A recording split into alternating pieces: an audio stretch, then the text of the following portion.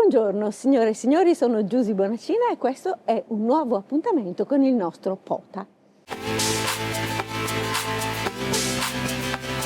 Oggi parliamo del bigarelle. Immagino che tutti sappiate che cos'è il bigarelle.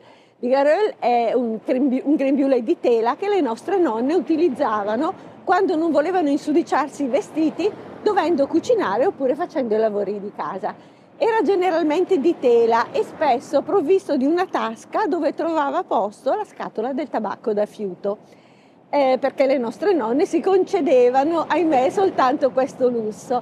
Però ci sono anche degli esercenti che utilizzano il bigarelle. Pensate per esempio al beccher, che è il macellaio, al fritarelle, che è l'ortofrutticolo, al drogher, tutte persone che utilizzano il bigarelle.